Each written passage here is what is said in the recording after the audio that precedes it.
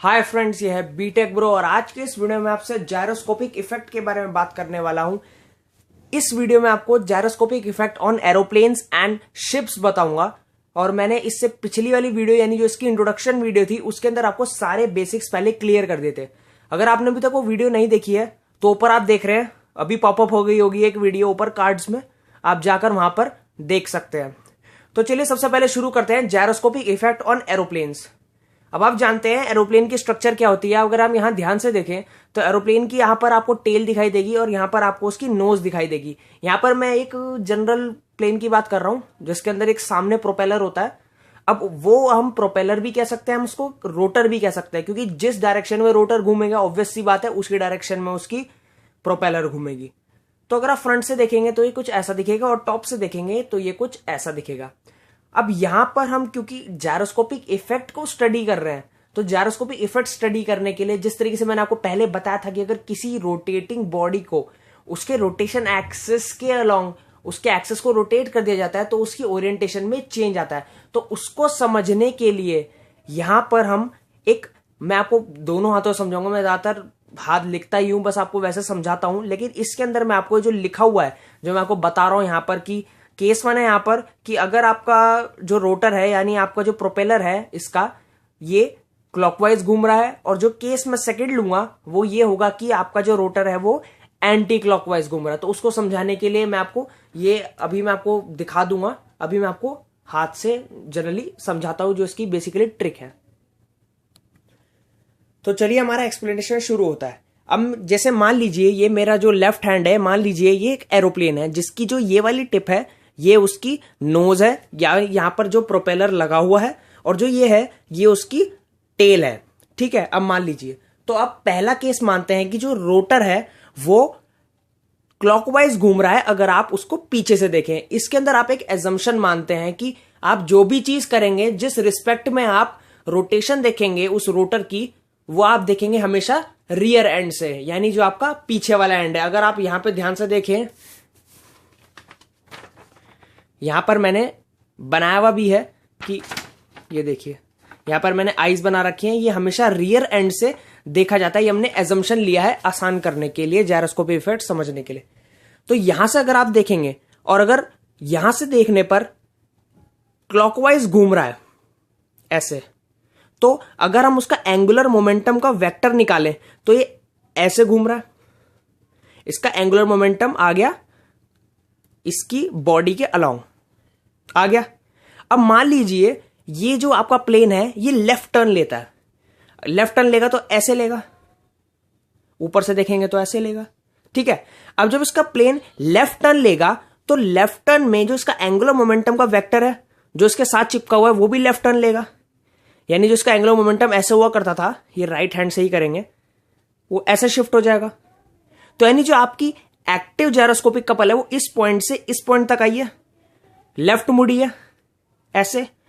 तो आपको पता है कि जो जायरोस्कोपिक कपल है वो असल में रिएक्टिव माना जाता है। अगर आप जायरोस्कोपिक इफेक्ट का फिनोमिना जिस वजह से होता है वो होता है आपका रिएक्टिव वाला, तो वो लगेगा उसकी ऑपोजिट डायरेक्शन में। अगर आपने लेफ्ट मोड़ा और एक्टिव ऐसे थी तो रिएक्टिव इसकी उल्टी हो जाएगी, यानी रिएक्टिव की डायरेक्शन ऐसे हो जाएगी, रिएक्टिव की डायरेक्शन ऐसे हो जाएगी।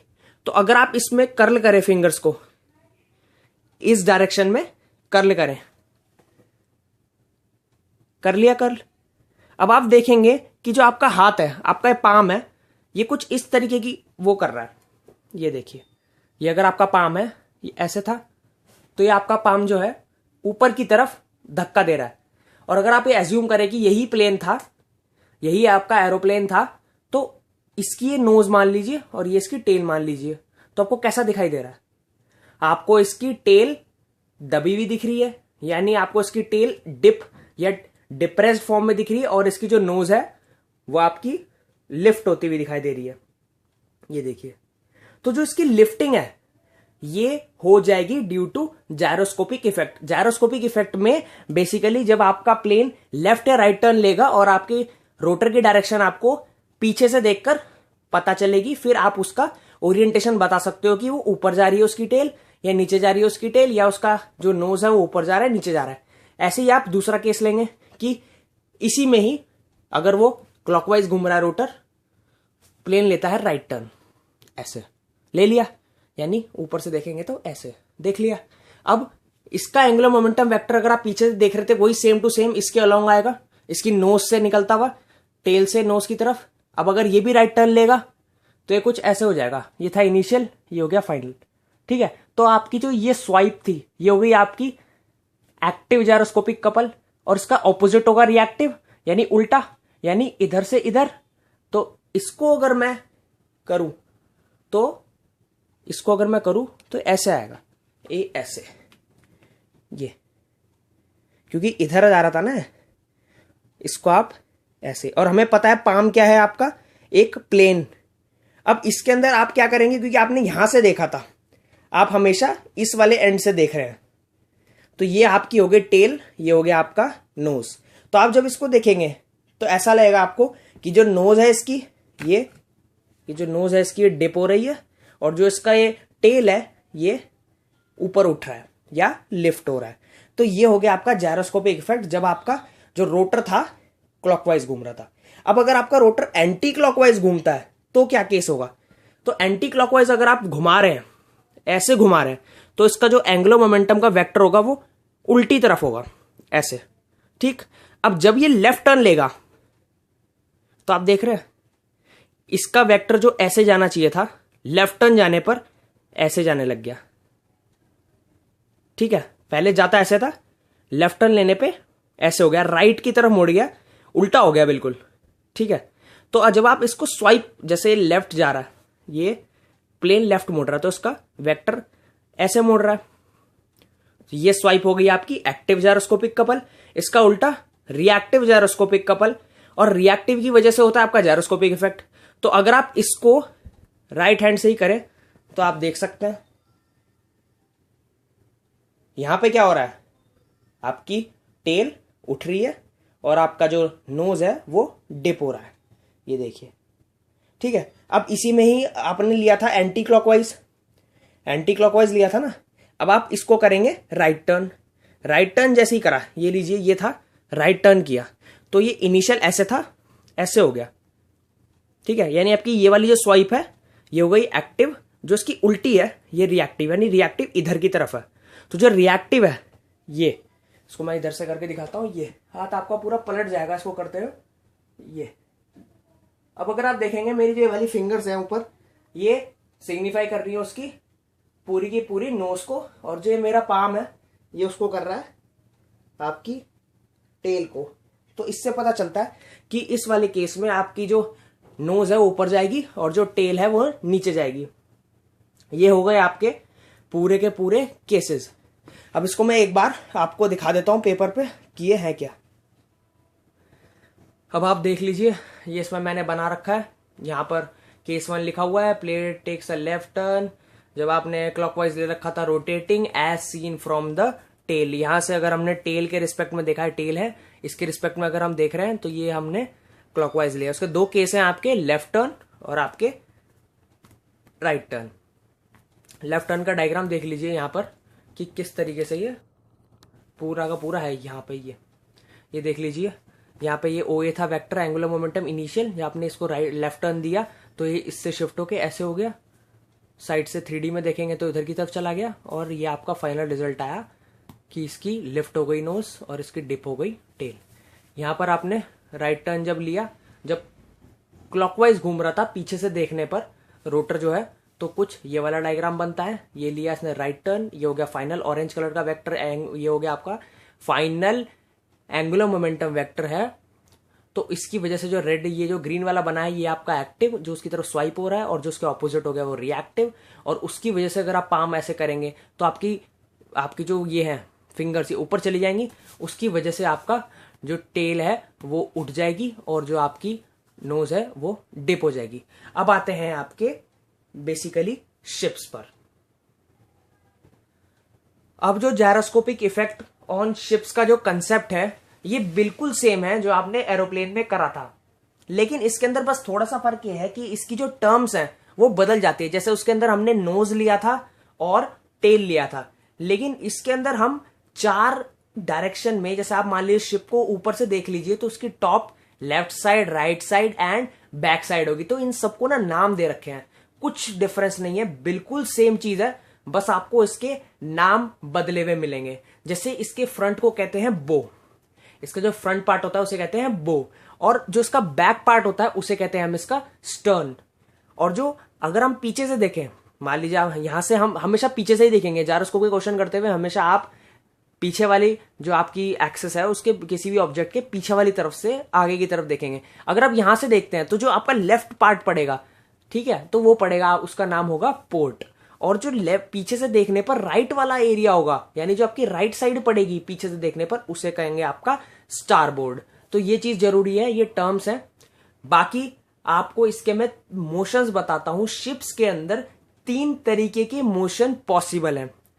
पहला स्टीयरिंग, जैसे गाड़ी में हम कहते हैं स्टीयरिंग व्हील, वो स्टीयरिंग व्हील क्यों होता है, आपको लेफ्ट राइट मोड़ने के काम आता है गाड़ी के। ऐसे ही शिप के अंदर जो मोशन है स्टीयरिंग का बिल्कुल सेम है। अगर ग्रीन वाला जो था ये इनिशियल है, तो जो ऑरेंज वाला आपको दिख रहा है ऊपर, ये लेफ्ट की तरफ मुड़ जाएगी शिप, और अगर ब्लू की तरफ जा रहा है तो ये राइट की तरफ मुड़ जाएगी शिप, अगर हम इसे ऊपर से देख रहे हैं। ऑब्वियसली बात है, स्टीयरिंग का कंसेप्ट बिल्कुल सेम है, वही का वही। अब आता है पिचिंग।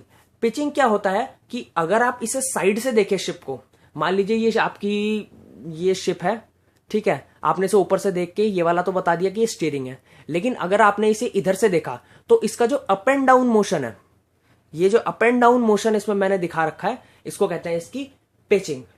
अब आता है रोलिंग।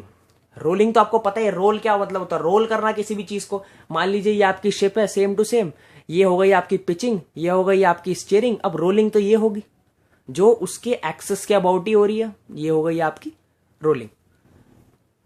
तो बिल्कुल सेम कंसेप्ट है, तब भी मैं आपको हल्का सा आइडिया दे देता हूं कि स्टीयरिंग क्या है, पिचिंग क्या है और रोलिंग क्या है।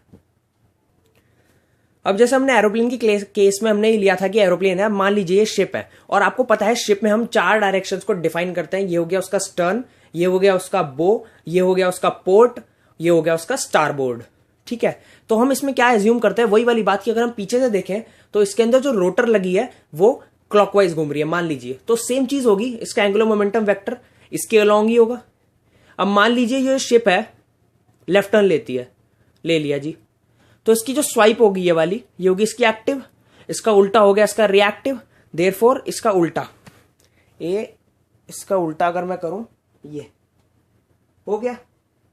तो इसकी वजह से आप क्या देख रहे हैं, कैमरे में दिख रहा है शायद, हाँ ठीक है, इसके अंदर आप देख रहे हैं जो अब मेरी फिंगर से ऊपर की तरफ पॉइंट कर रही है, तो इसका मतलब यह है कि जो इसकी जो बो है, इसके अंदर हम टेल और नहीं यूज करते हैं नोज, इसके अंदर हम यूज करते हैं बो और स्टर्न। और जो इसके अंदर हम लेफ्ट टर्न वाला जो कंसेप्ट है वो होता है आपका पोर्ट एंड स्टारबोर्ड। अगर कोई क्वेश्चन में लिखा है कि कोई भी शिप पोर्ट के अलोंग घूम रही है, यानी अपने लेफ्ट की तरफ घूम रही है, तो बताइए क्या जायरोस्कोपिक इफेक्ट आएगा।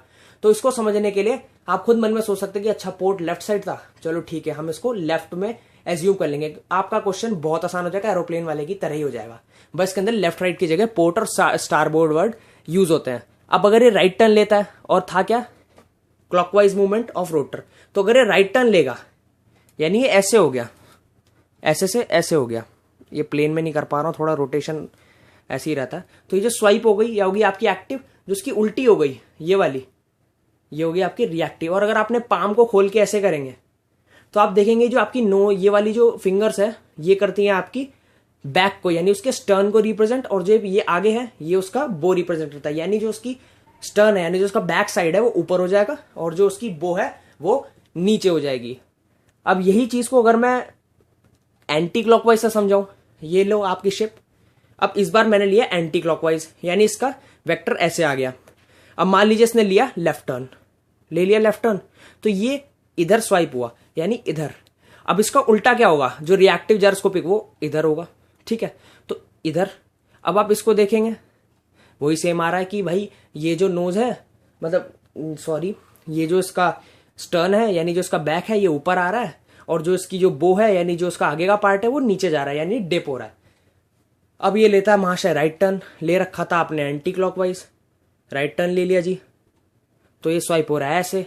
अब इसका मतलब इसका रिएक्टिव उल्टा होगा यानी ऐसे, ठीक है। अब वही वाला हाथ उल्टा हो जाता है इसको करते हुए, हाथ उल्टा हो गया होगा, और आप देखेंगे फिंगर्स ऊपर की तरफ पॉइंट कर रही है।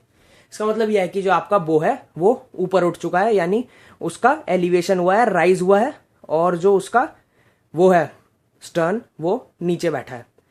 तो ये था पूरा का पूरा कंसेप्ट। अगर इसके न्यूमेरिकल आते हैं तो उसको सॉल्व कैसे करते हैं ये भी बता देता हूं मैं फटाफट। एक बार भाई जरा इस पे निगाह मार लो सबके सब कि भाई मैंने क्या पढ़ाया। पहले तुम्हें 4 टर्म्स बता दिए, बो, स्टर्न, पोर्ट और स्टारबोर्ड। बाकी मैंने 3 मोशंस बता दिए तुम्हें कि स्टीयरिंग, पिचिंग और रोलिंग क्या होते हैं। अब आप एक बात जरूर ध्यान रखना, जो स्टीयरिंग है आपने ध्यान दिया होगा कि जो स्टीयरिंग थी आपकी उसकी वजह से अप एंड डाउन मूवमेंट आ रहा था, राइजिंग एंड लोअरिंग आ रही थी। और राइजिंग एंड लोअरिंग को हम क्या करते हैं, पिचिंग। यानी जो स्टीयरिंग है वो पिचिंग कॉज करता है, यानी steering is the cause of pitching. अब अगर आप उल्टा भी देखें तो ये भी पॉसिबल है। अगर आप किसी शिप को पिच करेंगे तो स्टीयर करेगी, वो कोशिश करेगी अपने आप को कि वो स्टीयर कर सके, क्योंकि बिकॉज ऑफ जायरोस्कोपिक इफेक्ट उसकी बॉडी के अंदर ऐसे फोर्सेस डेवलप होंगे जो उसको स्टीयर करने के लिए मजबूर कर देंगे। अगर आप उसको ऊपर नीचे करोगे तो वो लेफ्ट राइट की तरफ जाएगी, जैसा डिपेंड करता है आपकी रोटेशन ऑफ जो आपका अंदर आपने रोटर लगा रखा है उसकी रोटेशन की डायरेक्शन पे डिपेंड करता है।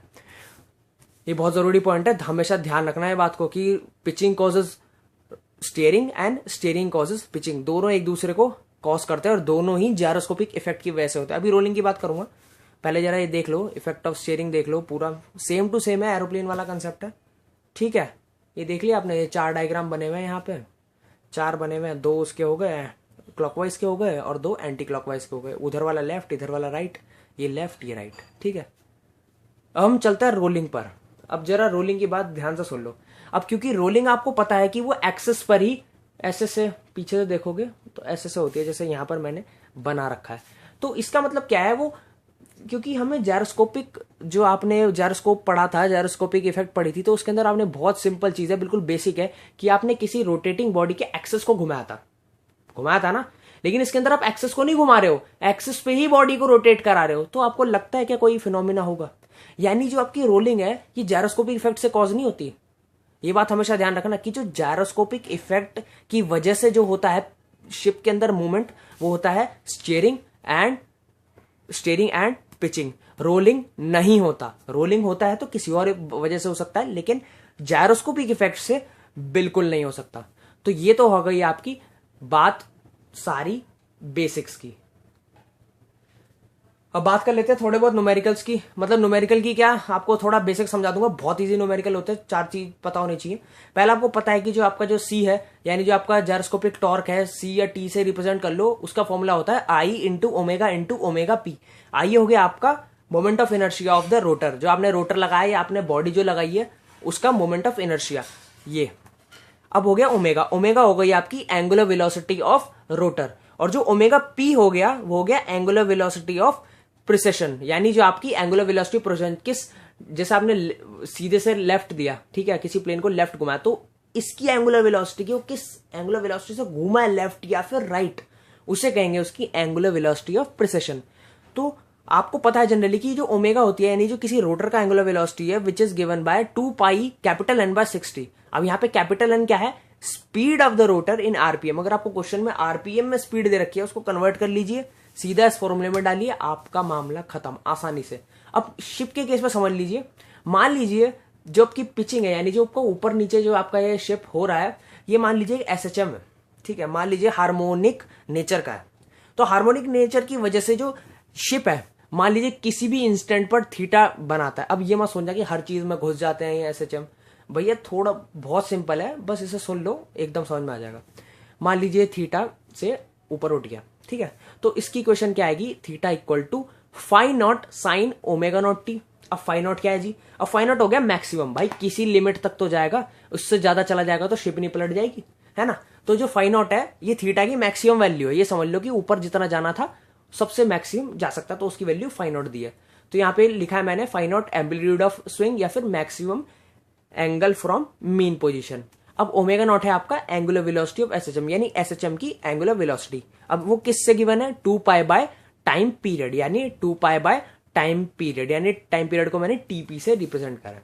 आपको पता है कि एंगुलर वेलोसिटी ऑफ प्रिसिशन क्या होता है, भाई कितना थीटा, यानी कितना लेफ्ट टर्न कितने एंगल पे लिया अपॉन टाइम, यानी D theta by D T. तो ये हो गया आपका D theta by D T equal to D by D T of phi naught sine omega naught T, that is equal to phi omega naught cos omega naught T. Simple differentiation कर दिया। अब omega P to be maximum, omega P to be maximum जो आपका cos omega naught T है that should be equal to 1। ठीक है, समझ में आया? ये तो सिंपल चीज है। अब मैक्स डब्ल्यू पी, क्योंकि हमें अब निकालना है मैक्सिमम जायरोस्कोपिक टॉर्क, उसको निकालने के लिए हमें डब्ल्यू पी मैक्सिमम चाहिए। तो डब्ल्यू पी मैक्सिमम क्या आएगा? जब कॉस ओमेगा टी 1 है इसको उसमें पुट कर दो तो वो आ गया आपकी फाई ओमेगा नॉट। ये हमने फाई नॉट लिया था तो phi naught omega naught, therefore ये आ गई आपकी phi naught 2 pi by TP. Therefore जो इसकी मैक्सिमम वैल्यू आ गई टी मैक्स या C max equals to I omega omega P max. तो यही वीडियो खत्म होती है इस चीज की, जो आपका जायरोस्कोपिक कपल था आपका शिप्स का और एरोप्लेन्स का।